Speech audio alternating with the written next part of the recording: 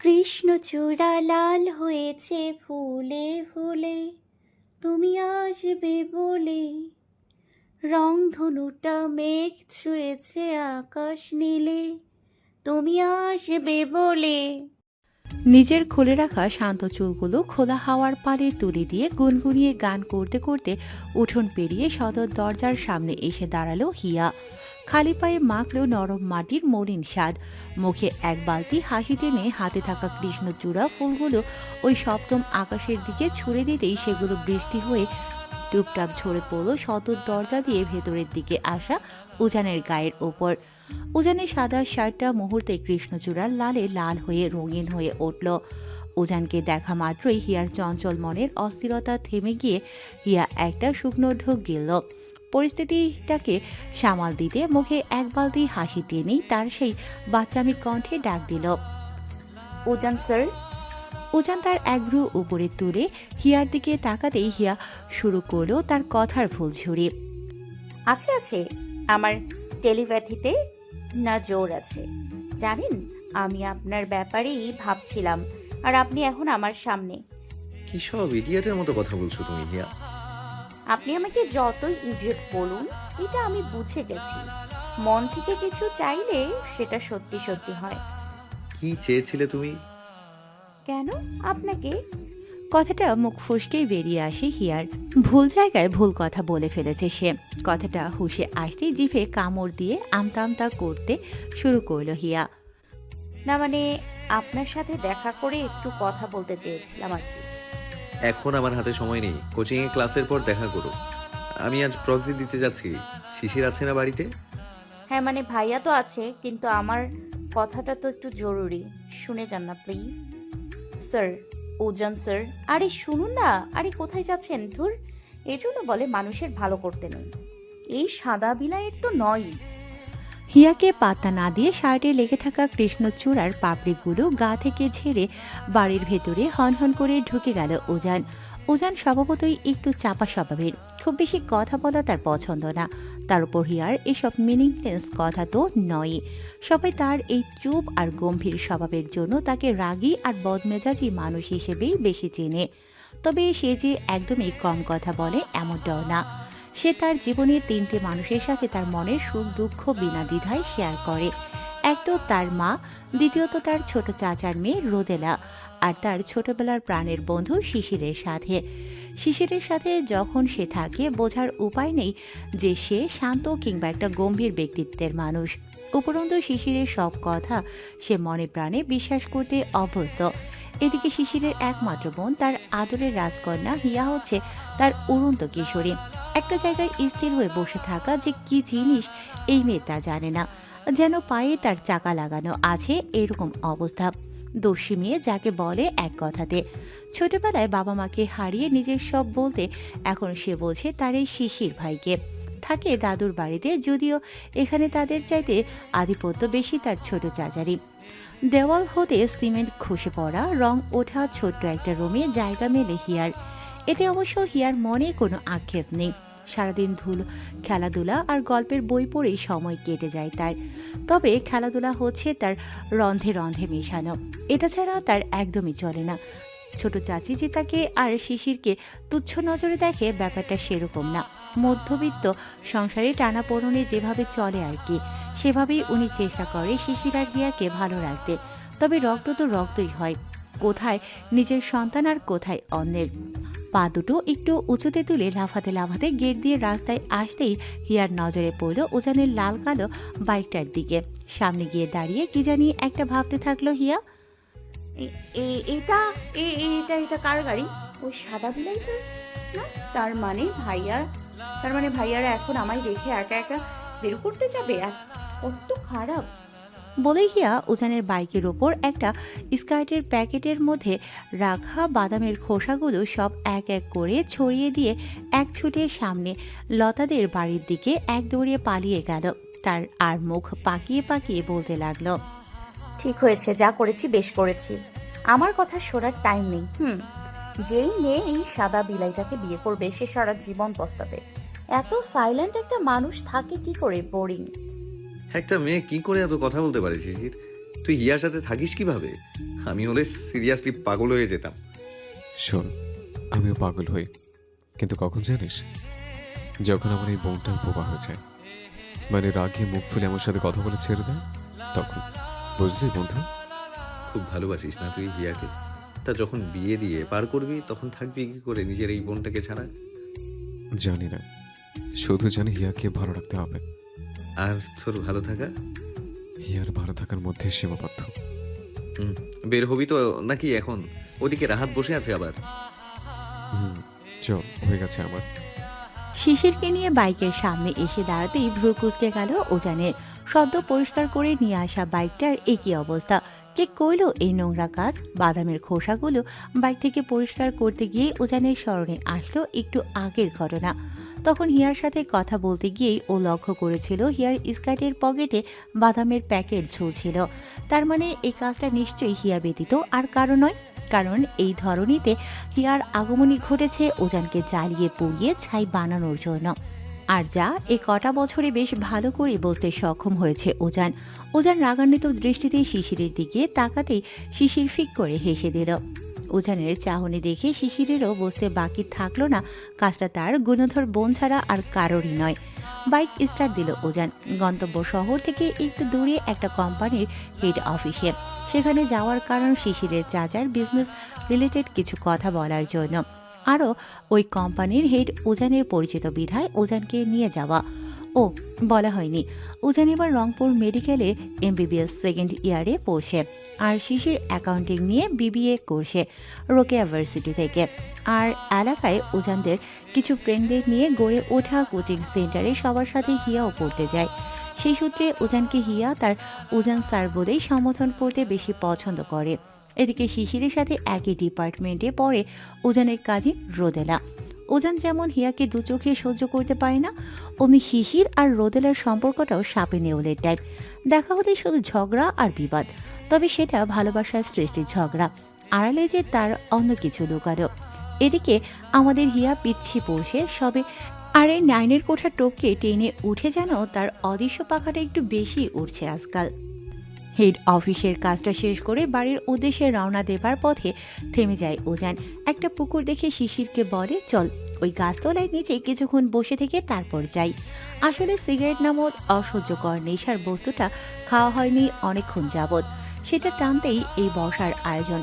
পুকুরের পাড়ের ধার ঘেঁষে বেড়ে ওঠা আম গাছটার নিচে বসে আছে দুই বন্ধু। কিছু কিছু ছেলে বাচ্চা পুকুরে নেমে ইচ্ছে মতো সাঁতার কাটছে, কেউ বা বড়শি দিয়ে তুলছে মাছ। তাদের দিকে তীক্ষ্ণ দৃষ্টিতে তাকিয়ে আছে শিশির। কি জানি কি সে ভাবছে। হঠাৎই হেসে দিয়ে শিশির বলে উঠল, তুই আমার বোনকে সহ্য করতে পারিস না কেন বলতো? স্বাভাবিক উত্তর ওজানের। আমি না, তোর বোন আমাকে সহ্য করতে পারে না। আমি যে কোচিংয়ে ওর টিচার হই, টিচার হিসেবে আমাকে মিনিমাম সেই রেসপেক্টটুকু সে করেনি আজ অব্দি। মোটেই বাজে কথা বলবি না। আমার বোন সবাইকে রেসপেক্ট দিতে জানে। তুই সবসময় গম্ভীর হয়ে থাকিস বলে সবার মতো সেও তোকে ভয় পায়। এই যা। ভয় পায় তোর বোন? তাও আবার আমাকে? কাজ দিয়েছে তাহলে। আচ্ছা আমার কথা বাদ দে, তুই রোদকে সহ্য করতে পারিস না কেন বলতো? দেখ ভাই, আমাদের নাম দেখে গেস করে নি আমরা কত বিপরীত। আমি ভোরের শান্ত শিশির, আর তোর বোন কড়া রোদের ঝলকানি। এত তেজ পুরো জ্বলে যায় আমি। শিশিরের কথা শুনে মুস্কি হাসল ওজান। বুঝলাম। তা এভাবে আর কতদিন চাচার ব্যবসা দেখবি? তুই হয়তো মানবি না, তবে তোর ছোট চাচিকে কিন্তু আমার মোটেও সুবিধার মনে হয় না শিশির। দূর পাগল, চাচি অনেক ভালো একটা মানুষ। মা বাবাকে হারানোর পর আমরা দুই ভাই বোন ওনার কাছেই মানুষ হই। সেটা তাদের দায়িত্ব। আর একটা কথা, ও বাড়িটা তোদের নিজেদেরও, তাই।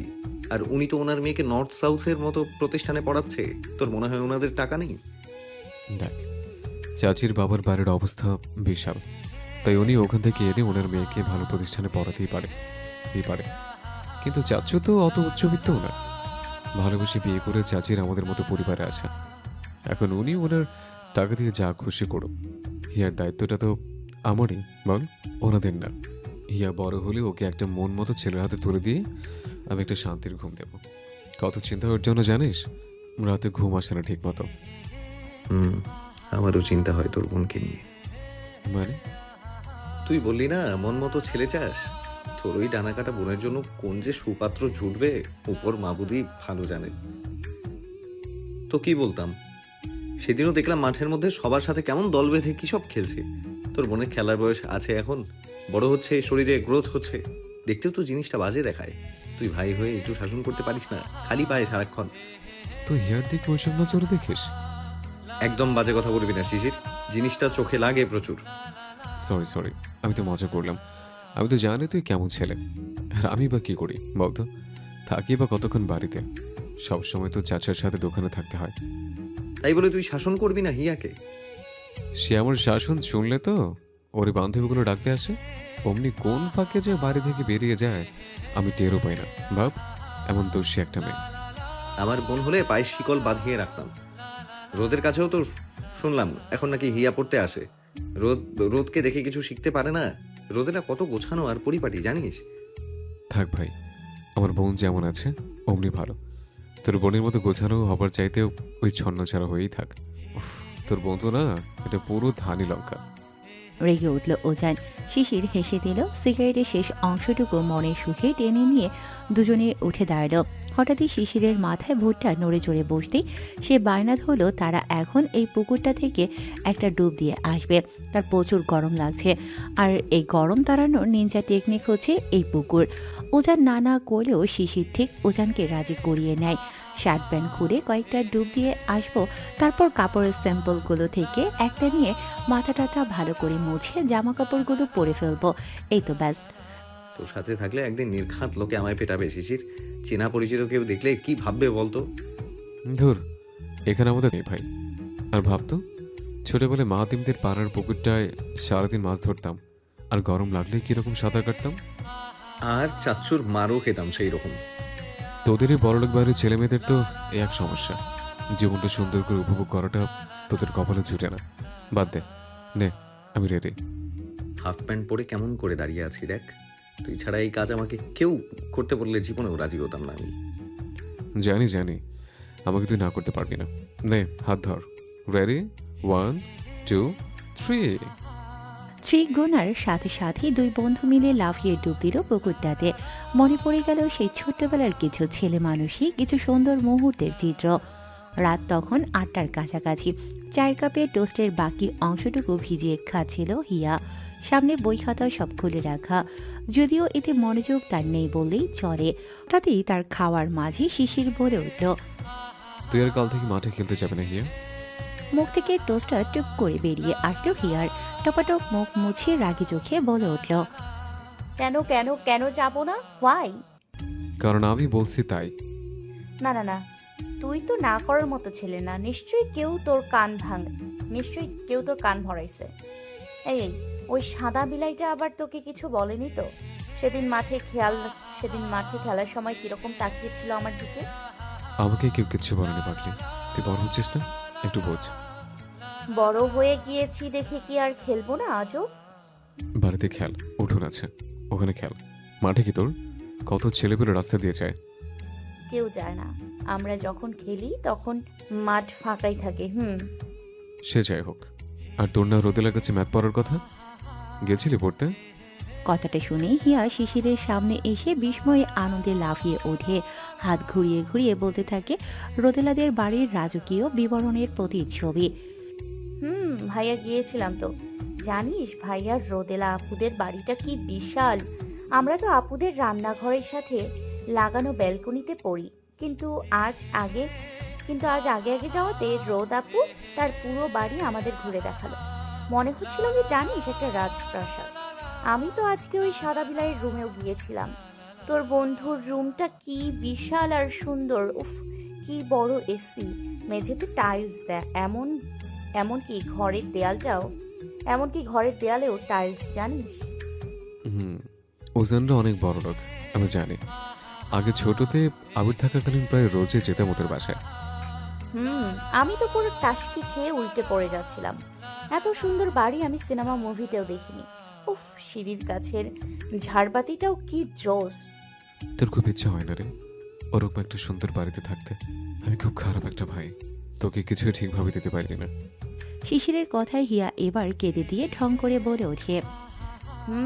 খারাপই তো, খুব খুব খুব খারাপ। তুই তবে কি বলতো ওই সুন্দর বাড়ি দিতে না পারার জন্য না, যখন তুই আমার খেলাধুলা বন্ধ করে দিস, আমাকে লতা ঝিনুক আর পারুলদের বাড়িতে যেতে না দিয়ে দরজায় তালা লাগিয়ে দিস, আমার গল্পের বইগুলো নিয়ে এসে তোর আলমারিতে লক করে রেখে দিস, তখন মনে হয় তুই এই পৃথিবীর সবচেয়ে খারাপ একটা ভাই, খুব খুব খুব বাজে মানুষ। হিয়ার এই ন্যাকামো দেখে শিশির হেসে ওঠে, তার বোনের মাথায় হাত বুলিয়ে দিয়ে বলল, পাকলি, যা পড়তে বস। এত নাটক করিস, নাট্যকলাতে ভর্তি করে দেবো তোকে, বড় হয় শুধু। হ্যাঁ হ্যাঁ, আমি ভর্তি হলে তো। শিশিরকে বুড়ো আঙুল দেখিয়ে হিয়া চায়ের কাপটা আবার তুলে পড়তে বসে যায়। হঠাৎই পড়ার মাঝে শিশির তাচ্ছিল্যে সুরে প্রশ্ন তোলে।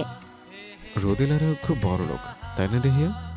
চাটা পুরো গিলে নিয়েই হিয়া বইয়ের পাতা উল্টাতে উল্টাতে বলল, তা নয় তো কি, জানিস আপুর ঘরে যে আলমারিটা, ওটার দামই নাকি 60,000।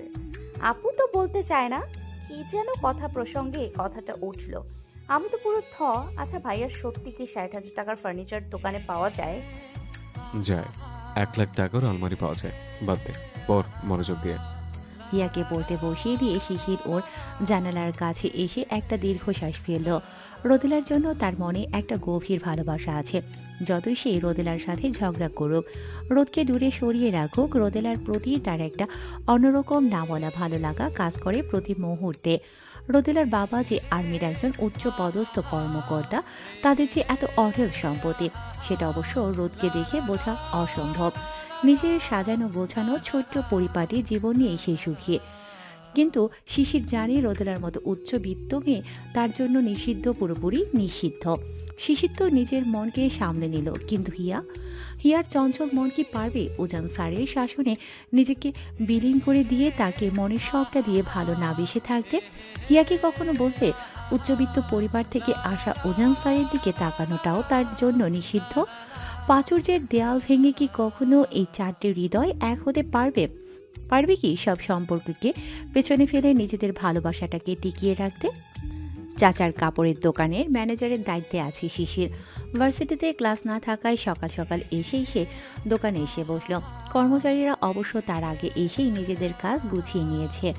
উজানও আজ সকাল সকাল একটা কাজে একটু বাহিরে গিয়েছিল। ফেরার পথে ভাবলো যাচ্ছে যখন এই রাস্তা দিয়ে তখন শিশিরের সাথে দেখা করে নিক একটু। সেই সুবাদে দু বন্ধু বসে গল্প দিচ্ছিল দোকানে। গল্পের মাঝে শিশির হতাশ কণ্ঠে বলে উঠল, চাচু বলল যে সামনের মাস থেকে থাইয়ের দোকানটা সামলাতে, কিন্তু আমার মন চাইছে না এই কাজটা রেখে ওখানে গিয়ে আবার। কাজ তো একই করতে হবে তোকে, কাজের পরিমাণ তো আর কমছে না, তাহলে সমস্যা কোথায়? সমস্যা না, ছোট থেকে এই দোকান সামলে অভ্যস্ত, এখন হঠাৎ আর থাইয়ের জিনিস একটু এদিক ওদিক হয়ে গেলে সব গুঁড়া গুঁড়া, তখন না আমার নিজের পকেট থেকে টাকা ভরা লাগে। অনেক প্যাচ রে ভাই। ওজান একটা শ্বাস টেনে শিশিরকে কিছু বলতে যাবে, তখনই ফোনটা বেজে উঠল ওজানের। Unknown number. ফোনটা রিসিভ করতেই পাশের মেয়েলি কণ্ঠ শুনে একটু থমকে গেল ওজান। এই সকালে কোন মেয়ে হঠাৎ তাকে ফোন করতে পারে? রোদ। কিন্তু রোদের নাম্বার তো তার সেভ করা। তাহলে সালাম নিবেদন করে ওজান সুন্দর করে বলে উঠল, জি, কে বলছেন? জান, তুমি আমার কণ্ঠ শুনেও চিনতে পারছো না আমি কে? ভ্রু কুঁচকে আসলো ওজানের। বিস্ময় ভঙ্গিতে বলল, সরি, কে আপনি? কিসের সরি জান? আমি না তোমার ময়না পাখি? আমাকে কিসের জন্য সরি বলছো তুমি? হোয়াট? জান পাখি জানো, তোমাকে না স্কাই ব্লু রঙের শার্টটায় জোশ লাগছে আজকে, একদম শাকিব খান। বিষম খেলো ওজান। নিজের দিকে তাকিয়ে শিওর হতে চাইলেও সত্যি কি তার পরনে শার্টের রংটা স্কাই ব্লু কিনা।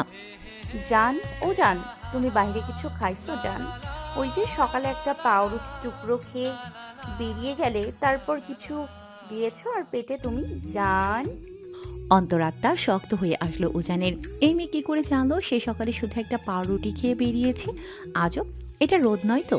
কিন্তু রোদেলা তো তার সাথে এরকম মজা করার মতো মেয়ে নয়। তাহলে কে? শুনে তো মনে হচ্ছে পরিচিত কেউ, যে তার সম্পর্কে সব জানে। উজান ঘাবড়ে গিয়ে ফোন কেটে দিল। এসবে মন দেবার সময় কোনো কালেই ছিল না তার। শিশির ইশারায় বলল, কি সমস্যা? উজান বিরক্ত ভঙ্গিতে বলল, দেখ না, কোন জানি একটা মেয়ে ফোন দিয়ে মজা নিচ্ছে। শিশির কিছু বলল না। দু বন্ধু মিলে শুরু করলো আবার তাদের গল্প। কিছু মুহূর্ত পর আবার ফোন বেজে উঠল। উজান ভ্রুকুসকে তাকাতেই শিশির বলল ফোনটা স্পিকারে দিতে। কোন মেয়ে এরকম মশকরা করছে তার বন্ধুর সাথে, তারও খুব শুনতে ইচ্ছে হচ্ছে। এবার রেগে উঠল ইজান। রেগে গিয়ে ঝাড়ি দিয়ে বসলো। এতে অপর দিকের মানুষটা ভয় পাবার বদলে আরও যেন মজা পেয়ে গেল। তুমি এত রেগে কেন আজ? তুমি এত রেগে কেন যাচ্ছ জান? এই তুমি তোমার ময়না পাখিটাকে ভালোবাসো? আমি রোজ বেলকনিতে তোমার অপেক্ষায় দাঁড়িয়ে থাকি। তুমি এদিক দিয়ে যাবে তোমার বন্ধুর দোকানে, আর আমি তোমায় দেখবো। আর দেখো, এখন উল্টো তুমি আমার রাগ করছো। উজান আর পারল না মেয়েটার সাথে। কয়েক দফা কথা বলার পর দম ছাড়ল। সরি ম্যাম, আপনাকে চিনতে পারলাম না। আর আমার এই জীবনে ময়না পাখি তো দূরে থাক, কোনো টিয়া পাখিকেও আমি পোষ মানাইনি। তাই দয়া করে এই নম্বরে ফোন দিয়ে বিরক্ত করবেন না, নয়তো বাংলা গালি কত প্রকার কি কি সব বুঝিয়ে দেবো আপনাকে। ডিসগাস্টিং। আনমনে একটা ভেঙচি কেটে নিজ মনে আর কেউ না আমাদের হিয়া পিচ্ছি বলে উঠল। আমার বাংলা গালি আপনার বাংলা গালি আপনার কাছেই রাখুন স্যার। আমিও একটা দুইটা জানি, আপনারই স্টুডেন্ট। নিজেকে শান্ত করে হিয়া এবার কাঁদো কাঁদো মুখ করে বলল, না জান, প্লিজ এরকম বলো না। আমি তো তোমার জন্যই। আর কিছু বলতে পারল না হিয়া। তার আগেই ফোনটা উজানের হাত থেকে কেড়ে নিয়ে শিশির গম্ভীর কণ্ঠে বলে উঠল, তুই কি কোনোদিন শুধরাবি না হিয়া? কি শান্তি লাগে তোর ওজনকে এত জ্বালাতন করে? বাইরে যাই, আজ দেখাচ্ছি তোকে। চোখ থেকে মনে দুটো বেরিয়ে আসবে এরকম বড় বড় চাহনিতে হিয়া তাকিয়ে উঠল। হার্টবিট বন্ধ হয়ে গেল কিছু মুহূর্তের জন্য। টুক করে ফোনটা হাত থেকে পড়ে যেতে ধরেও সে সামনে নিল। পর মুহূর্তে ফোন কেটে দিয়ে জোরে জোরে শ্বাস ছাড়তে শুরু করলো হিয়া। ইস, এভাবে ধরা খেতে হবে জন্মেও ভাবেনি সে। লতা এসে হিয়াকে নাড়িয়ে চাড়িয়ে জানতে চাইল হিয়া ঠিক আছে তো। হে মেয়ে, একদম সাইলেন্ট মোডে কেন চলে গেলি? হিয়া হিয়া কথা বল। উজান স্যারকে কিছু আন্দাজ করতে পেরেছে যেটা তুই? এই মেয়ে, বউ হয়ে গেলি কেন? হিয়া হিয়া লতাকে জড়িয়ে ধরে ডুকরে কেঁদে দিল। লতা পাতা, স্যারের পাশে ভাইয়া ছিল ফোনে, সব বুঝে গেছে। আর আমাকে হুমকি দিচ্ছে। বাড়িতে ফিরে এসে ভাইয়া আমাকে হ্যাঁ এখন কি হবে? রেগে গেল লতা। কান্নারত হিয়াকে ঠাস করে বুক থেকে সরিয়ে বিছানায় ছুঁড়ে দিল। এই জন্যই বললাম ফেরি মিনিটস আছে বলেই এরকম মজা করিস না। বোঝ এবার, যত সব পাকনামো সবসময়। উজান ভাইয়ের সাথে মজা, এখন বুঝবি কত ধানে কত চাল। হিয়া রেগে গিয়ে জানালার পর্দা টেনে ধরল। আমি কি জানতাম সাদা বিলাইটার সাথে ভাইয়াও আছে? এই তোদের ক্রাশ ফ্রাশ উজান ভাইয়া আমার জীবনটাই টানা টানা বানিয়ে দিল। কোনোদিন কপালে ভালো বউ জুটবে না এই লোকের, কোনো দিন না। হিয়ার কথা শুনে লতা হতবাক। নিজের স্যারের সাথে মজা করে এখন নিজেই বলছে কিনা স্যারের কপালে ভালো বউ জড়বে না। লতা মুখে ভেঙচি কেটে বলল, অভিশাপ দেওয়ার একটা লিমিট থাকে হিয়া। শেষমেশ কপালে ভালো বউ জুটবে না? Like seriously? উজান হতবাক হয়ে আছে আর শিশির মিসকে মিসকে হাসে। হিয়া পিচ্ছি যে এরকমও মজা করতে পারে তার সাথে এটা ছিল উজানের কাছে অকল্পনীয়। শিশির হেসে দিয়ে বলল, দোস্ত, আর বেশি শখ থেকে হুঁশ হারিয়ে ফেলিস না। আমি শিওর আমার এই বোনের জন্য তোকে একদিন হেব্বি ভাবে ফাঁসতে হবে। উজান দম ফেলল, মানে বোঝালো হয়তো তোর কথাই ঠিক। না, আজকে বাড়িতে গিয়ে হিয়ার ডানা দুটো কাটতে না পারলেও সুতো দিয়ে সেলাই করে বেঁধে দিতে হবে। যা বুঝেছে শিশির। উজান শিশিরের থেকে বিদায় নিয়ে বাড়িতে আসলো। দুপুরে কোচিংয়ে প্রক্সি ক্লাস নিতে যেতে হবে তাকে। পরে সময় পায় কি না পায় তাই বাড়িতে এসে বই খাতা খুলে নিজের ডক্টরি জ্ঞানটুকু মস্তিষ্কে ঢুকাতে থাকলো। দুপুর তখন একটার কিছু পর। দোকানের হিসেবগুলো আরেকবার মিলিয়ে নেবার কাজে যখন অত্যন্ত মনোযোগের সাথে শিশির মোটা খাতা হাতে টাকা গুনছিল, ঠিক সেই মুহূর্তে কাচের বড় থাইটা খুলে দোকানের ভিতর পা রাখলো রোদেলা। শাড়ি হাতে বসে থাকা ছোট্ট পলা শেষে দিয়েই বলে উঠল, আরে রোদা পাইলো যে। নামটা শুনেই খাতা হতে মুখ তুলে সামনে তাকালো শিশির। চোখ আটকে গেল এক পা দুপা করে ভেতরে আসা বেগুনি পোশাকের মেয়েটার দিকে। দুধে হালদা গায়ের রং, চুলগুলো কোমর অতি লম্বা, কোনো সাজগোজ কিচ্ছু নেই, শুধু এক হাতে ঝুলছে এক ডজন রেশমি চুড়ি। সৃষ্টিকর্তা রোদকে শুধু টাকার প্রাচুর্য দিয়ে জন্ম দেননি, সাথে সৌন্দর্যের পুরোটাই ঢেলে দিয়েছেন তার পুরো শরীর জুড়ে। তাই তো ফর্সা গায়ে বেগুনি রংটা যেন একটু বেশি মানিয়েছে তাকে। শিশিরকে এক পলক দেখে নিয়ে রোদ তার সাথে আসা তাসফিয়াকে নিয়ে সামনের টুলটায় বসে গেল। পলাশকে বলল নতুন কি আছে সেটা দেখাতে। ছোট্ট পলাশও তার প্রিয় রোদ আপার কথা মতো যা যা নতুন আছে সব বের করতে শুরু করলো।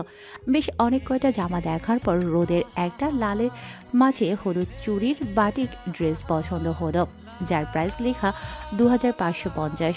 রোদ ছোটকে বলল এটা প্যাক করে দিতে। ছোট সুন্দর মতো প্যাক করে দিল। রোদ প্যাকেটটা নিয়ে উঠে যেতে ধরবে অমনি ছোট বলে উঠল, রোদাপা টাকা দিবেন না? রোদ আর কিছু না বলেই বেরিয়ে গেল তাসফিয়াকে নিয়ে। শিশির খাতার দিকেই মুখ রেখে নীরব হেসে দিল, রোদের দিকে তাকালো না আর। রোদ বিনা পয়সায় কিছু নেবার মেয়ে না, আজ নিয়েছে তার মানে নিশ্চয়ই তার মাথায় কিছু না কিছু ঘুরপাক খাচ্ছে। এদিকে শিশিরের নীরব হাসি দেখে পলাশ এবার ফোরন কেটে বলতে থাকলো, ভাই রোদাপা তো প্রত্যেকবার জিনিস কিনলে টাকা দিয়েই যায়।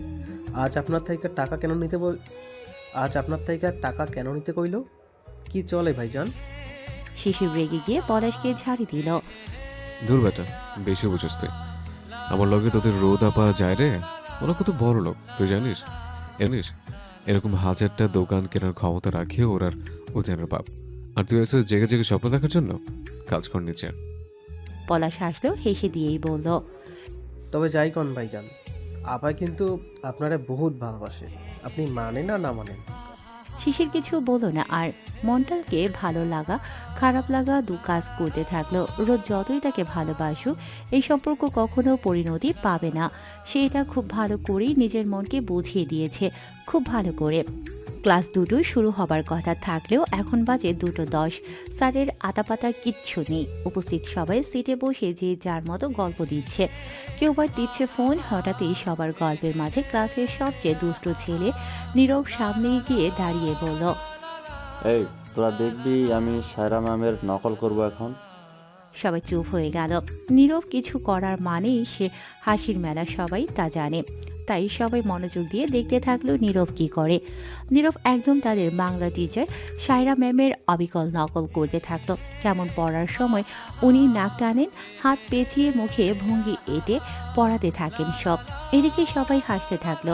নীরব এবার রিকোয়েস্ট করলো, আর কে আছিস যে মিমিক্রি করতে পারবি? যদি সেম টু সেম হয় তাহলে আজ নিচে যে ঝালমুড়ি মামা বসে আমি তার থেকে তাকে 20 টাকার ঝালমুড়ি খাওয়াবো, যা। দুজন দুটো টিচারের মিমিকিরি করলো, কিন্তু কারোটা মন মতো হলো না। এবার তড়িৎ করে হিয়া পাখি উঠে দাঁড়িয়ে বলল, স্যার তো কিছুই তো পারিস না তোরা। মিমিক্রি কি করে করতে হয় আমি দেখাচ্ছি, ওয়েট। বলেই হিয়া সবাইকে চুপ করে বসিয়ে দিয়ে স্যারের টেবিলের সামনে এসে দাঁড়ালো। লতার কাছে তার চশমাটা চেয়ে পড়তে গিয়ে দেখলো, ইস কি পাওয়ার! না না, এটা পড়া যাবে না। ভালো চোখগুলো অযথা খারাপ বানানোর কোনো মানেই নেই তার। তাই না পড়েই কাজ চালাতে হবে। বায়োলজি বই হাতে হিয়া চোখ মুখ শক্ত করে গেটে এসে দাঁড়ালো। নীরব 1 2 3 বলতেই শুরু হলো হিয়ার মিমিক্রি। গম্ভীরভাবে নিচে তাকিয়ে স্যারের বেঞ্চে এসে বইটা রাখলো হিয়া। রিডিং চশমাটা পকেট থেকে বের করে চোখে পড়ার ভঙ্গি এঁটে দিয়ে শুরু করলো নাম প্রেজেন্স। Roll number 1 2 3 4 5। 5কে? পাসকে বলার সাথে সাথে লতা এমনি এমনি দাঁড়িয়ে গেল। হিয়া মুখে রাগের দৃষ্টি ছুঁড়ে বলতে থাকলো, আগের দিন অ্যাবসেন্ট ছিলে কিসের জন্য? কোচিংটা কি ছেড়ে খেলা মনে হয় তোমাদের? হ্যাঁ, বাড়িতে তো পড়াশোনা করো না, অ্যাটলিস্ট এখানে তো ঠিক করে সেটা করবে। নেক্সট টাইম থেকে যেন এরকম অ্যাবসেন্স না আসে। লতা মুখ টিপে হেসে বসে গেল। হিয়ার এই অবিকল নকল করা দেখে কারোরই বসতে বাকি থাকলো না। এটা আর কেউ না, তাদের গম্ভীর ওজান স্যার। সবাই হেসে দিয়ে উঠল। হোয়াই অল আর ইউ লাফিং? এখানে কি সার্কাস হচ্ছে? ডিসগাস্টিং। না, এদেরকে দিয়ে কিচ্ছু হবে না। Keep quiet and attention to this board. Hiya ওর হাতের কাজটা এমনি এমনি ফোল্ড করে বই দিয়ে দাঁড়িয়ে ব্ল্যাকবোর্ডে কী সব হাবিজাবি লিখে সামনে এসে আরও কী সব বুঝিয়ে বলতে থাকলো। এদিকে কখন যে উজান এসে দরজার সামনে দাঁড়িয়ে গেছে, সামনের বেঞ্চে বসে থাকা 2-1 বাদে কারোরই নজরে পড়ল না তেমনটা। তারা একটু কণ্ঠ উঁচু করে হিয়াকে থামাতে যাবে, অমনি উজান হাতের ইশারায় তাদের চুপ থাকতে বলল। নীরব, বই কোথায় তোমার? হ্যাঁ, আজকেও বই নিয়ে আসোনি? আমি কি একবারও বলেছিলাম বই লাগবে না আমার ক্লাসে? Just out, out of my class, out of my class. কি হলো? কি কথা কানে যায়নি? This is too much disgusting, really disgusting. পেছন ঘুরে তাকাতেই আটকে উঠল হিয়া। কে বাঁচাবে এবার আজ তাকে? সকালে ফোনের ওই রং নাম্বারের কাণ্ড, আর এখন মারাত্মক রকমের ভয়ে এই মুহূর্তে চুপসে আছে হিয়া। উজান ভ্রুকুসকে কিছুক্ষণ হিয়ার দিকে তাকিয়ে থেকে ভাঁজ করা হাত দুটো নিচে নামালো। শান্ত হয়ে হিয়ার এক হাত দূরে থাকা নিজের উঁচু টেবিলটার সামনে এসে দাঁড়াতেই চুপসে থাকা হিয়ার দমটা যেন আরও দমে গিয়ে সরু হতে থাকলো। উজান হাতে থাকা তার রিডিং চশমাটা চোখে দিয়ে আস্তে করে হিয়ার উদ্দেশ্যে বলল, শিট। একটা বড় শ্বাস ফেলল হিয়া। মাথা নিচু করে গুটি গুটি পায়ে লতার পাশে গিয়ে বসতেই লতা মজার ছলে তার পানির বোতলটা বাড়িয়ে দিল হিয়ার দিকে। এক ঢোকে অর্ধেক পানি গল গল করে গিলে নিল হিয়া। উজান হালকা কেশে দিয়ে শুরু করলো তার ক্লাস। উজান সচরাচর হিয়াদের ক্লাস নেয় না, এখন তুই দরকার না থাকলে। আজও তাই নিচ্ছে। বায়োলজি ভাইয়া ছুটিতে আছে বিদায়। পাক্কা 40 মিনিট 206টা হাড়ের আদ্যপ্রান্ত বুঝিয়ে উজান দম ফেলল। কিন্তু এই 206টা হাড়ের একটাও যে হিয়ার মাথায় ঢোকেনি তা হিয়ার চোখ মুখের কুঁচকে যাওয়া ভাঁজ দেখে স্পষ্ট বোঝা যাচ্ছে। এমন না যে হিয়া স্টুডেন্ট খারাপ, ভালো খারাপের মিশেলে তার এই ছটফটে মস্তিষ্কের তুলতুলে ব্রেন। কিন্তু এই মুহূর্তে ভয় নামক বস্তুটা এতটাই প্রখর হয়ে হিয়ার মাঝে জমা হচ্ছে যে আপাতত হিয়ার এই মস্তিষ্ক বাকি কাজগুলো করা বন্ধ করে দিয়েছে। এই ভয়ে যে ক্লাস শেষে উজান না তার অবস্থাটাই টাইটাই ফিস করে ফেলে। ক্লাস শেষ করলো উজান। হিয়ার দিকে একবার চোখ বুলিয়ে নিয়ে অফিস রুমের দিকে পা বাড়ালো। হিয়া একটা স্বস্তির নিঃশ্বাস ছাড়লো। যাক, বাঁচা গেল। কিন্তু হিয়ার এই স্বস্তি বেশিক্ষণ বহাল থাকলো না। এরপর আরও দুটো ক্লাস শেষে আজকের মতো কোচিংয়ের পার্টের ইতি ঘটতেই হিয়ার ডাক আসলো। কোচিংয়ের এক সহকারী এসে হিয়াকে বলে গেল, তোমাকে উজান স্যার অফিস রুমের বাইরে ডাকছে, নিচে আসো তাড়াতাড়ি। হার্টবিট কাজ করা বন্ধ করে দিল মুহূর্তেই। ভয়ে লতার জামা খামচে ধরে হিয়া কেঁদে উঠল। এখানে কি এখন কি হবে লতা? হ্যাঁ হ্যাঁ হ্যাঁ, আজকে তো উজান স্যার আমাকে জ্যান্ত পুঁতে দিয়ে আসবে। আমি নিচে যাব না। আবারও রেগে উঠল লতা। নিজে সারাক্ষণ অকাজ কুকাজ করে এখন ন্যাকা কান্না কাচ্ছে। ঢং দেখলে তো গা ঝরে ওঠে। এই শোন হিয়া, একদম একদম ঢং করে কাঁদবি না। সবসময় উজান স্যারের সাথে কি এত শত্রুতা তোর? হ্যাঁ, ক্লাসের প্রত্যেক বান্ধব উজান ভাইয়া বলতে জ্ঞান হারায়। বসে থাকার তুই কিনা মানুষটাকে দেখলে দেখি ছাড় আমাকে। না, তুই আমাকে রেখে যাবি না প্লিজ। সোনা বোন আমার, এরকম করিস না। তুই থাকলে আমি একটু মনে সাহস পাবো। প্লিজ লতা। লতা নিজেকে হিয়ার থেকে ছাড়িয়ে নিয়ে সিঁড়ি দিয়ে নামতে নামতে বলল, আমার খেয়ে দেওয়ার কাজ নেই যে আমি বাঘের সামনে গিয়ে দাঁড়িয়ে বলবো, বাঘ মামা নাও, অফার চলছে, বাই 1 get 1 ফ্রি। হিয়ার সাথে আমিও আছি, নাও ইচ্ছে মতো কে পেট ভরো। শেষ কথাগুলো আর কানে আসলো না হিয়ার। রেগে গিয়ে নিজের চুল নিজে খামছে ধরল হিয়া। পাতার বাচ্চা লতা, আমাকে রেখে পালিয়ে গেলি তো? আমারও দিন আসবে একদিন। দাঁত মুখ শক্ত করে হিয়া নিচে অফিস রুমের সামনে এসে দেখতে পেল আশেপাশে ভেতরে বাহিরে কেউ নেই। শুধু এক কোণে একটা টুলে বসে সায়রা ম্যাম খাতা না কি একটা খুব মনোযোগ সহকারে দেখছে। হিয়া মনে মনে ভাবলো এটাই সুযোগ। পালিয়ে গেলে উজান স্যার তার টিকিটাও করতে পারবে না। যে ভাবা সেই কাজ। বলা মাত্রই এক দৌড়ে হিয়া বাহিরে আসতেই দেখলো বাইক নিয়ে গেটের ঠিক সামনেই দাঁড়িয়ে আছে উজান। হাসি হাসি মুখটা আবারও ভয়ে ছোট হয়ে আসলো তার। মাথা নিচু করে গুটি গুটি পায়ে উজানের সামনে এসে দাঁড়ালো হিয়া। উজান একটা শ্বাস ফেলে বলে উঠল, 3 তলা থেকে নামতে এতক্ষণ সময় লাগে তোমার? মানে আমি। হিয়াকে আমতা আমতা করতে দেখে উজান বলল, পেছনে গিয়ে বসো। কথাটা শুনেই চোখ তুলে উজানের মুখের দিকে বিস্ময়ে তাকালো হিয়া। পেছনে বসবো মানে কেন? হিয়ার প্রশ্নে উজান জবাব দিল, শিশির বলল তোমাকে নিয়ে মার্কেটের দিকে যেতে। শিশির দোকানে আছে, কিছু একটা হয়তো দেবে। উজানের কথা শুনে বাধ্য মেয়ের মতো হিয়া পেছনে বসতে যাবে অমনি কোচিং থেকে আবার উজানের ডাক আসলো। উজান হিয়াকে বাইকের সামনে রেখে ভেতরে এসে স্যারদের সাথে কথা বলতে থাকে। এদিকে এই ফাঁকা রাস্তায় এই মুহূর্তে একা দাঁড়িয়ে থাকতে মোটেই ইচ্ছে হচ্ছে না হিয়ার। তবে যাক, এটা ভেবে শান্তি যে উজান তাকে বকা দেবার বদলে নিজে থেকে তার ভাইয়ের কাছে নিয়ে যেতে চাইছে। উফ, শান্তি, খুব শান্তি। কিন্তু এই অপেক্ষা। ধুরো, ভালো লাগছে না। এর চাইতে একটা রিক্সা নিয়েই আমি এতক্ষণ ভাইয়ার দোকানে গিয়ে পৌঁছতে পারতাম। কোথায় গেল এই সাদা বিলাই? অসহ্য। নিচে রোজ দাঁড়িয়ে থাকা ঝালমুড়ি মামার দিকে রাগে গজগজ করতে করতে হিয়া আসলো। অপেক্ষা করতে করতে পেটে খিদে ছুঁচোটা নড়াচড়া করতে শুরু করেছে হালকা। এখন এটাকে কিছু একটা না দিয়ে শান্ত করলেই নয় যেন। ব্যাগের পকেট হাতড়িয়ে দেখলো 5 টাকার একটা চকচকে কয়েন খুচরো পড়ে আছে। মামাকে বলল, ওই 5 টাকার এই ঝালমুড়ি দিয়ে দাও। ঝালমুড়ি নিয়ে বাইকের সামনে এসে হাত দিয়েই খুব স্বাদ করে সেটা মুখে দিচ্ছিল হিয়া।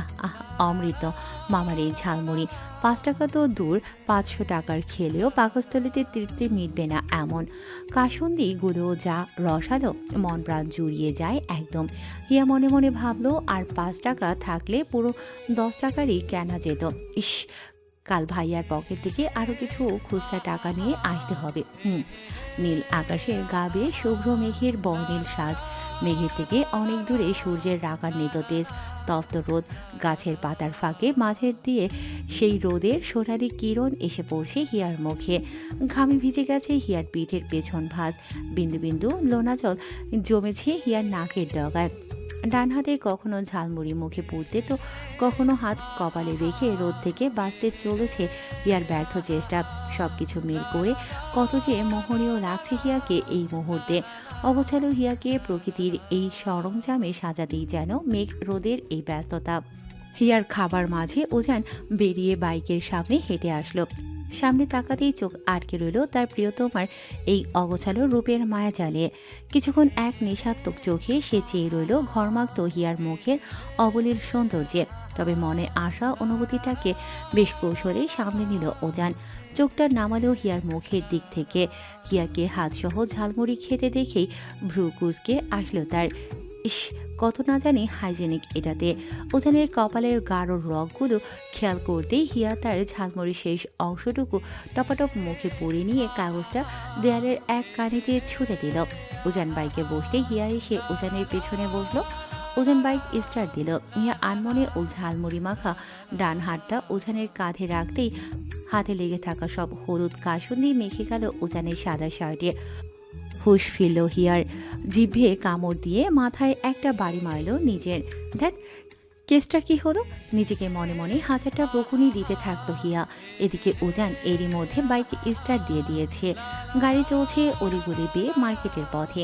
হিয়া তার বাঁ হাত ওজানের কাঁধে দিয়ে শান্তিমতো বসতে পারছে না বিধায় আবার ডান হাতটা রাখলো ওজানের বাহুতে। লেগেই তো গেছে সব, এখন বাকিটা লাগলেই বা কি আর না লাগলেই বা কি। তার সাদা বিলাইটা না বুঝতে পারলেই তো হলো নাকি। এদিকে ওজান আর হিয়ার জন্য অপেক্ষারত শিশিরের সামনে এসে একটা ছোট্ট ব্যাগ হাতে ধপ করে বসে পড়ল পলাশ।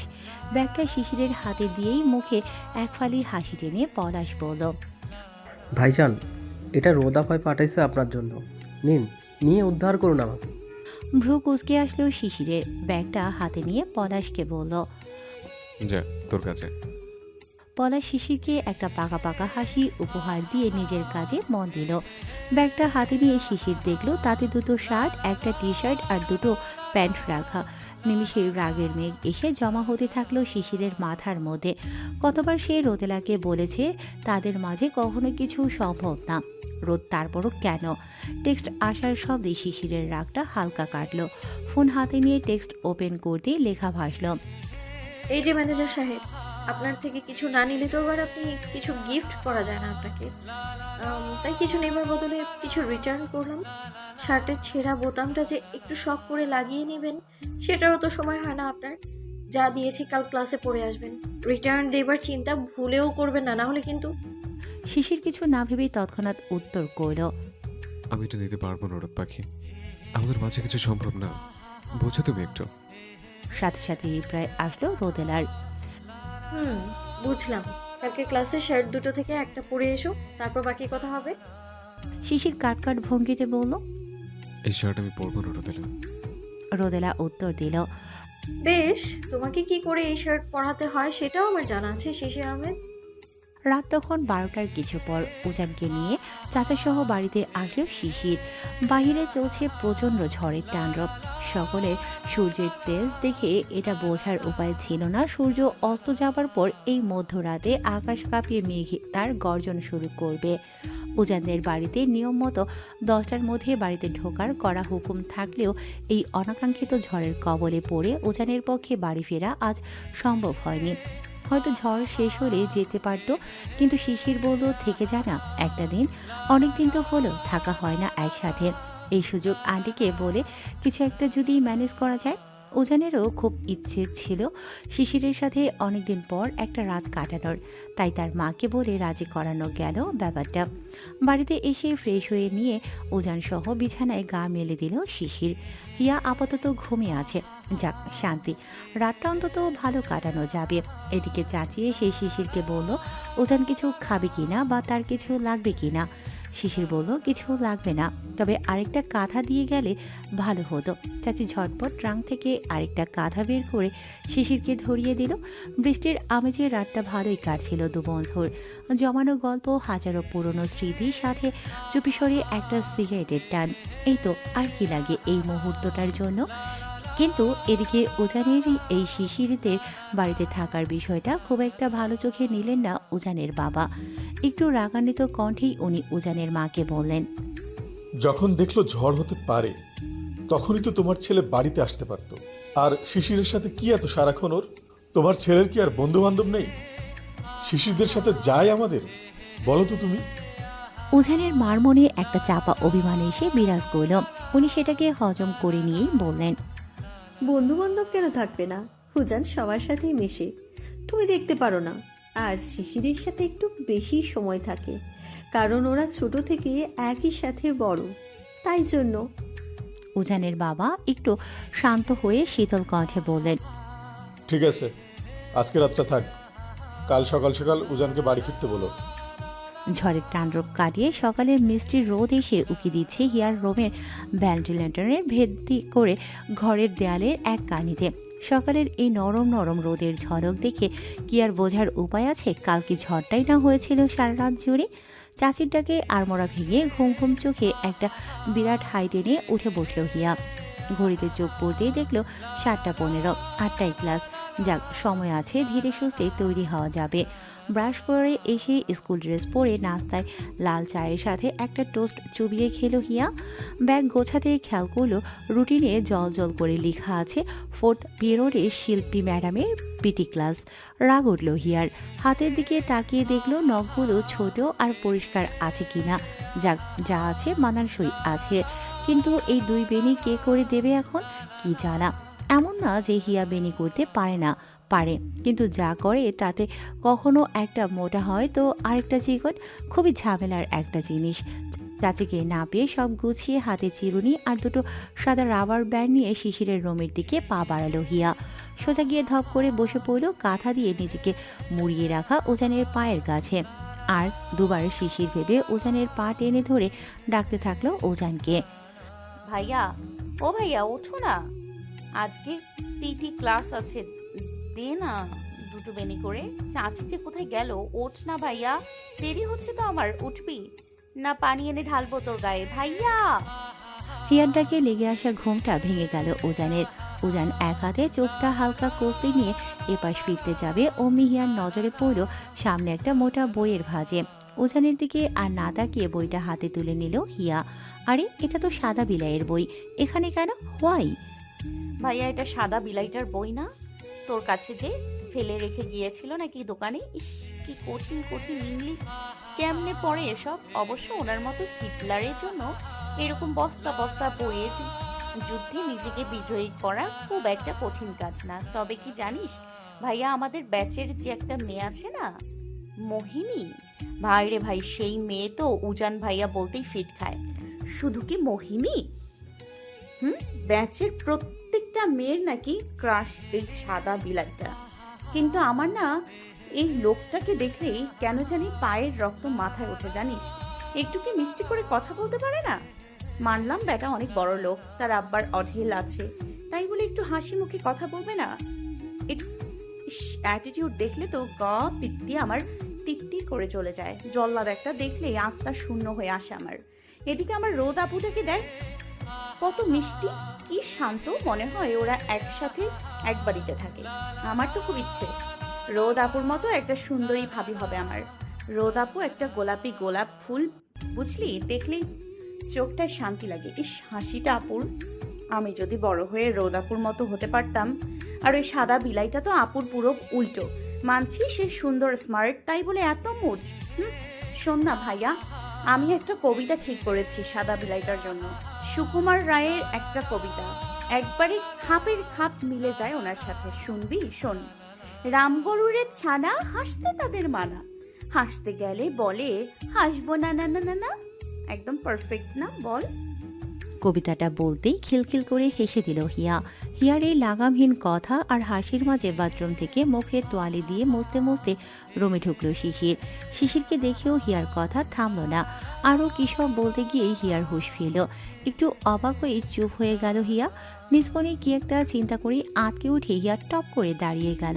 শিশির বলল, কি সমস্যা? তোর সাইলেন্ট মোডে চলে গেলে কেন হঠাৎ? হিয়া কপাল ভাঁজ করে দাঁত মুখ খিচে চোখের ইশারায় বলল, ফ্লোরে ওটা কে ঘুমোচ্ছে? শিশির আয়নায় মুখ দেখতে দেখতে স্বাভাবিক উত্তর দিল, উজান। কেন? উজান নামের তিনটে বড় কানে পৌঁছতেই চুপসে গেল হিয়া। হিয়ার কলিজাটাকে আরও একটু শূন্য করতে উজান তার মুখ থেকে কাঁথা সরাতেই হিয়া খেলো শকড। উজানের চোখে চোখ পড়তেই একটা হাসি দিল হিয়া। মানে হ্যাঁ করতে করতেই এক দৌড়ে নিজের রুম থেকে ব্যাগ নিয়ে সোজা বেরিয়ে গেল সদর দরজা পেরিয়ে লতাদের বাড়ির দিকে। হাতে তার এখনও রাবার ব্যান্ড আর চিরুনি ঝুলছে। শিশিরের থেকে বিদায় নিয়ে বাড়িতে ফিরল উজান। সিঁড়ি দিয়ে উঠতে যাবে অমনি উপর থেকে নেমে আসা রোদকে দেখে থেমে গেল দুজনে। উজান ব্রুকুসকে তাকালো রোদের দিকে। আজ রোদকে কেন জানি একটু বেশি খুশি খুশি লাগছে। কি ব্যাপার, এত হাসতে হাসতে কোথায় যাওয়া হচ্ছে এই সকালে? রোদ আরও লজ্জা পেয়ে হেসে দিয়ে উত্তর দিল, কোথাও না ভাই, ক্লাস আছে। তা হিয়ার সাদা বিলাই রাতে বুঝি খুব খাওয়া দাওয়া করেছিল ও বাড়িতে? সরি। না মানে নিজে না খেয়ে জামা কাপড়কে খাইয়েছিলে বোধ হয়। দেখো না কিরকম হলুদ হয়ে আছে পিঠের এই দিকটা। রোদের কথা অনুসরণ করে উজান ঘাড় বাঁকিয়ে দেখতে চেষ্টা করলো রোদ কিসের হলুদ লেগে থাকার কথা বলছে। দেখতে না পেয়ে শার্টটা টেনে ধরল সে। দাগগুলো হালকা দৃষ্টিগোচর হলো তার। বোঝা যাচ্ছে এটা কোনো তেল জাতীয় কিছুর দাগ, সাথে কাসন্দির কালো কালো ছাপ। ভ্রু কুচকে আসলো উজানের। রোদ হেসে দিয়ে নামতে নামতে বলল, বাড়িতে ঢুকে যা তাড়াতাড়ি, বড় আব্বু এমনিতেও ক্ষেপে আছে তোর উপর খুব। আমি চললাম, টাটা। রোদ নেমে পড়তেই উজান উপরে আসলো। নিজের রুমে এসে প্রথমে খুললো তার শার্ট। তাকে যে এখনই এই হলুদ লেগে থাকার রহস্য ভেদ করতে হবে অ্যাট এনি কস্ট। শার্টটা হাতে নিয়ে ভাবলো কালকের পুরো দিনের কথা। তাহলে কি শিশিরের বাড়িতে কাল? না, কিন্তু অনেকক্ষণ বাদে মনে আসলো হিয়াকে নিয়ে ফেরার সময় তো হিয়ার হাতে। সব হিসেব বুঝে আসতেই উজান রাগান্বিত দৃষ্টিতে তাকালো তার হাতে রাখা শার্টের দিকে। না, এই মেয়েকে আজ একটা পানিশমেন্ট দিতেই হবে। সাদা বিলাই, হিটলার, জল্লাদ, রামগরুর ছানা, তবে রে আজ দেখাবে মজা। শিশিরের এক হাত সজোরে টেনে নিয়ে একটা ফাঁকা ক্লাসরুমে ঢুকে পড়ল রোদেলা। বাহিরে দাঁড়িয়ে থাকা তাসফিয়া আর নিপাকে কি একটা ইশারা করে রুমের দরজাটা ধাম করে লাগিয়ে তেড়ে আসলো শিশিরের দিকে। রোদের চোখ মুখ দেখেই বোঝা যাচ্ছে তার শরীর জুড়ে আগুনের লাফা ফুটে দাউ দাউ করছে। যে আগুন তার চোখ দিয়ে বেরিয়ে বর্ষ করে দিতে প্রস্তুত সামনের মানুষটাকে। রোদের এই রাগের কারণটাও শিশিরের অজানা নয়। তবে একটা শার্ট না পরে আসার জন্য যে এতটা রেগে গিয়ে তার রোদ তাকে ভরা ভার্সিটিতে এরকম করে টেনে নিয়ে দরজার খিল লাগিয়ে দেবে, এটা জানা ছিল না তার। রোদ শিশিরের খুব কাছে এসে মিশে যেতেই পেছনের সিট ব্রেঞ্চটার ধাক্কা খেয়ে ওখানে বসে পড়ল শিশির। রোদেলা শিশিরের দিকে ঝুঁকে আসলো। শিশিরের শার্টের কলারটা হাতের মুঠোয় চেপে নিয়ে দাঁত মুখ শক্ত করে খিচে দিয়ে বলল, বলেছিলাম না আমার দেয়া জিনিসগুলো পরে আসতে, পরনি কেন? শিশির কিছু বলল না। অপলক চুপ করে দেখতে লাগলো রোদেলাকে। এতে যেন রোদ আরো ক্ষেপে উঠল। কি হলো কি? হ্যাঁ, উত্তর কেন দিচ্ছ না? রোদ আর কিছু বলার আগে খেয়াল করলো শিশিরের হাতে ওই সেই প্যাকেটটা, যেটায় ও শিশিরের জন্য কিনে রাখা শার্ট প্যান্টগুলো পাঠিয়েছিল। রাগটা সপ্তমী গিয়ে ঠেকলেও অবাক হলো না রোদ, কারণ সে জানতো তার শিশির ঠিক এরকম কিছুই একটা করবে। তোমার মনে হয় তুমি ফেরত দিতে চাইলে আমি এগুলো নেব? কখনোই না। তুমি রোদ আর কিছু বলার আগেই শিশির রোদের কোমর জড়িয়ে তার বা পায়ের উড়ুতে রোদকে বসিয়ে নিল। একটা ফু ছুড়ে দিল রাগান্বিত রোদের পুরো মুখে। শিশির তার বা হাতে রোদের কোমর শক্ত করে ধরে ডান হাতটা গুজে নিল রোদের বা হাতের সাথে, শান্ত চাহনিতে বলল, কেন আমাকে দুর্বল করতে চাইছো তুমি রোদ? আমাদের মাঝে কখনো কিচ্ছু হবে না, একটু বোঝো। রোদ ও ডান হাতটা শিশিরের বা গালে রাখলো, চাপা অভিমানের কণ্ঠে বলল। তুমি আমাকে ভালোবাসো না শিশির? শিশির একটা তপ্ত শ্বাস টেনে ধীর কণ্ঠে বলল, ভালোবাসা রাখিয়ে ভালোবাসার মানুষটাকে ভালো রাখা জরুরি রোদ, আর তোমাকে ভালো রাখা আমার পক্ষে সম্ভব নয়। এই পৃথিবীতে অভাব বড্ড নিষ্ঠুরতম অভিশাপ রোদ, যা জীবনে থাকলে ভালোবাসার ঠাঁই হয়েও হয় না। আমি তোমার সব জেনেই তোমায় গ্রহণ করতে রাজি শিশির। শিশির দুজনের মুষ্টিবদ্ধ হাত দুটো উল্টো করে রোদের হাতটায় ওর ঠোঁট ছুঁয়ে দিয়ে বলল, তুমি ছোট থেকে নরম গালিচে ঘুমিয়ে বড় হয়েছে রোদ, আর আমি শক্ত ফ্লোরের একটা পাতলা গতির উপর। তাই অভাব যে কত ভয়ানক তুমি তো কখনো উপলব্ধি করতে পারবে না রোদ। টাকার অভাবে মানুষ এমন এক জাতাকলে পিছু মরে যে সেখান থেকে কখনো আগের রূপে ফেরা তো অসম্ভব। উপরন্তু যে অবশিষ্ট থাকে সব ধুলে মিশে যেতে 2 সেকেন্ডের সময় নেয় না। রোদ কিছু বলল না, খুবই মুষ্টিবদ্ধ হাত দুটো থেকে নিজের হাতটা ছাড়িয়ে দু হাতে শিশিরের গলা জড়িয়ে ধরল। মুখ লুকোলো শিশিরের কানের নিচে। শিশির চেয়েও রোদকে জড়িয়ে ধরতে পারল না। একটা চাপা আর্তরাদ বাদ সাজলো যেন। আমি বড়লোক ঘরের মেয়ে, এটাই কি আমার ভুল শিশির? শিশির এবার না চাইতেও রোদের মাথায় হাত বুলিয়ে রোদের চুলের ভাঁজ দিয়ে রোদের মাথার কিনারে একটা চুমু খেল। না রোদ, ভুলটা আমার, ভুলটা এই সমাজের। দেখি এখন ওঠো তো। এভাবে ক্লাসরুমে এগুলো ঠিক না, কেউ জানলে বাজে কথা রটবে। আর আমি চাই না আমার জন্য আমার রোদকে কেউ বাজে কথা বলুক। রোদ মুখ তুলে উঠে দাঁড়ালো। শিশিরের খুব ইচ্ছে করলো রোদের কপালে একটু ঠোঁট ছুঁয়ে দিতে, কিন্তু নিজেকে সংযত করে নিল সে।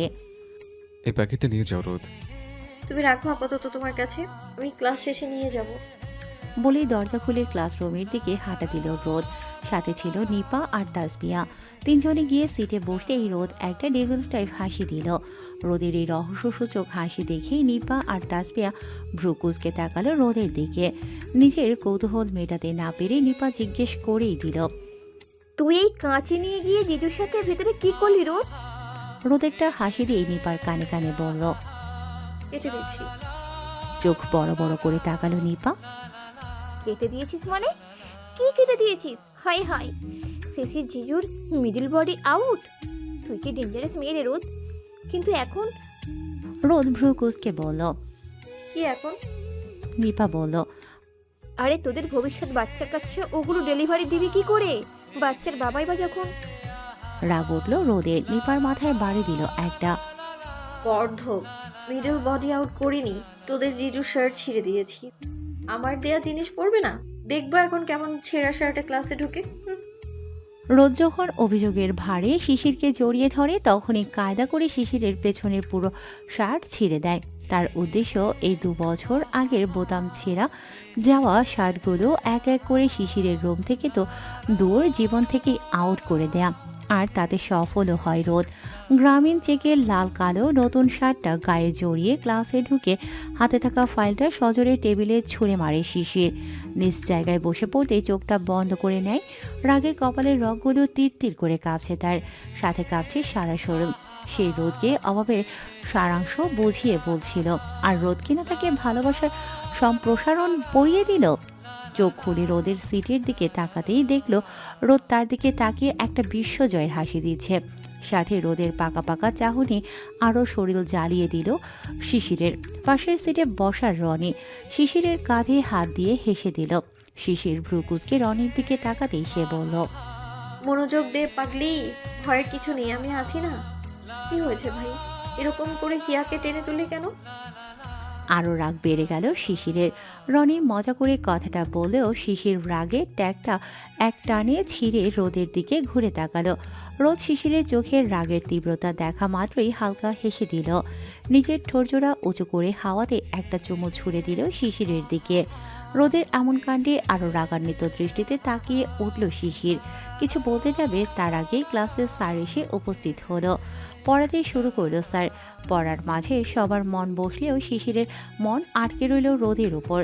এতক্ষণ রোদকে খেয়াল করা হয়নি তার। হালকা লেমন রংটাও মেয়েটার গায়ে এত মানালো কি করে ভেবে পায় না শিশির। ঠোঁট দিয়ে কলম কামড়ে স্যারের লেকচার শুনতে মগ্ন রোদ। এদিকে শিশির মগ্ন তার প্রিয়সীকে দু চোখ ভরে দেখতে। একটু আগের ঘটনাগুলো মনে আসতেই এবার রাগ না বরং হাসির রেখা ফুটে উঠল শিশিরের ঠোঁটের কানিতে। কেন ভালোবাসে মেয়েটা তাকে এত? কেন? কিছুই যে নেই তার, সে যে পুরো নিঃস্ব। গালে হাত দিয়ে লতা, পারুল, মোহিনী, রূপা আরও যারা পাশাপাশি বসে আছে সবার বকবক শুনছে হিয়া। আজ হিয়ার পেটের সূর্যটা বড্ড নাচানাচি করে বের হচ্ছে বিধায় খিদের চোটে মুখে কথা ফুটছে না হিয়ার। তাই সিটে হাত ভর করে সবার পাকা পাকা গল্প শোনায় ব্যস্ত হিয়া। হঠাৎই কোথায় থেকে দৌড়ে এসে তিশা ধপ করে হিয়ার পাশে বসে গিয়ে বুকে হাত রেখে জোরে জোরে শ্বাস টেনে নিতে লাগলো। সবাই তড়িঘড়ি করে তিশাকে ঘিরে জানতে চাইলো কি হয়েছে ওর, এরকম করছে কেন ও। বুকে ব্যথা, খুব ব্যথা। ইস। হিয়া তিশাকে ধরে চিন্তিত গলায় বলল, কোথায় ব্যথা? এদিকে ভালো করে বল কোথায় ব্যথা। এই পাতার বাচ্চা লতা দাঁড়িয়ে দেখছিস কি? ডক্টরের কাছে নিয়ে যেতে হবে তো ওকে নাকি? হিয়ার কথা মতো লতা যেতে ধরবে অমনি তিশা লতার হাত ধরে লতাকে থামিয়ে দিয়ে বলল, এই ব্যথা ডক্টর সারাতে পারবে না লতা, এটা যে প্রেমে পড়ার ব্যথা।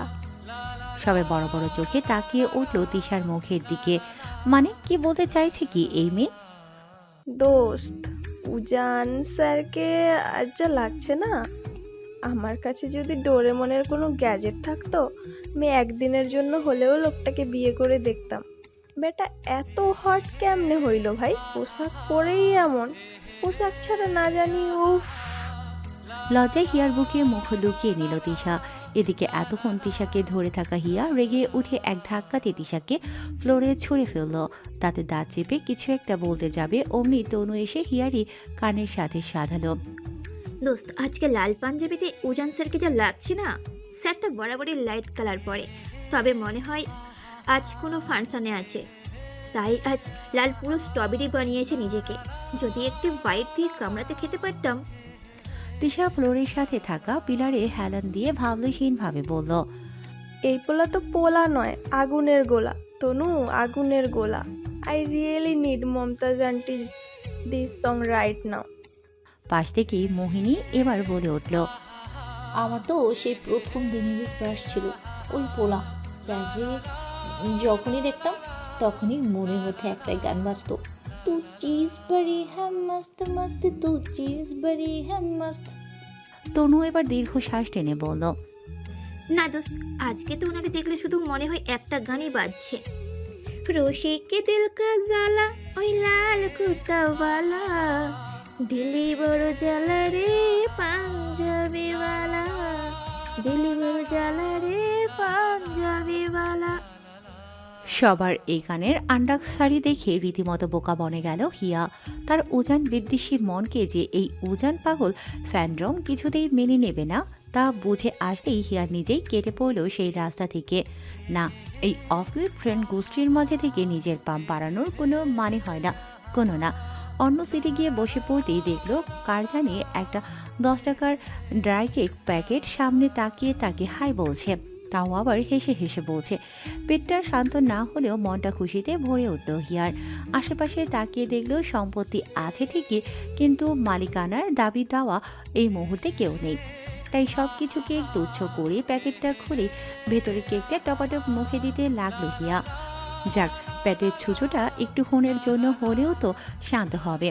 আপন মনে খুব স্বাদ করে কেকটা মুখে পড়েছিল হিয়া। ঠিক তখনই এক গাদা খাতা হাতে রুমে ঢুকলো উজান। সবার তো উজান নামক আগুনের গোলাটাকে থুকু পোলাটাকে দেখেই দম বন্ধ হয়। এবার হিয়াও খেতে খেতে উজানের দিকে তাকাতে 440 ভোল্টের ঝটকা খেয়ে কেক খাওয়া ভুলে গিয়ে থমকে বসে।